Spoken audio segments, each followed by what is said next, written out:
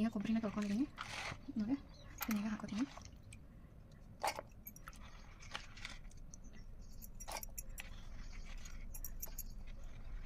ಎರಡು ರೀತಿ ಸಾಂಬಾರು ಮಾಡ್ಬೋದು. ಒಂದು ಟೊಮೆಟೊನ ಹಾಕಿ ಕೂಡ ಮಾಡ್ಬೋದು, ಇನ್ನೊಂದು ಹುಣಸೆಹಣ್ಣು ಬರೀ ಹುಣಸೆಹಣ್ಣಿಂದಲೂ ಕೂಡ ಸಾಂಬಾರು ಮಾಡ್ಬೋದು. ನನಗೆ ಟೊಮೆಟೊನ ಹಾಕೋದು ಇಷ್ಟ ಆಗಲ್ಲ.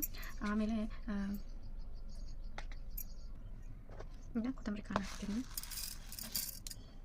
ಹಾಗೆ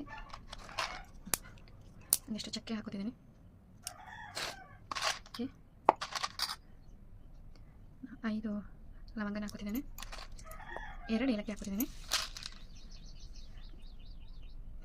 4 ಮೆಣಸಿನ್ಕಾಳು ಹಾಕೋತಿದ್ದೀನಿ. ಮೆಣಸಿನ್ಕಾಳು ಹಾಕೋದ್ರಿಂದ ಜಾಸ್ತಿ ಶೀತ ಆಗೋ ಚಾನ್ಸಸ್ ಇರೋಲ್ಲ. ಅದು ನಮ್ಮ ಮನೆಯವರಿಗೆ ಗಂಟಲು ಉರಿಯುತ್ತೆ ಅಂತೇಳಿ ನಾನು ಬರೀ 4 ಹಾಕೋತಿದ್ದೀನಿ. ಇನ್ನಷ್ಟನ್ನು ಪೇಸ್ಟ್ ಮಾಡ್ಕೊಂಬರೋಣ.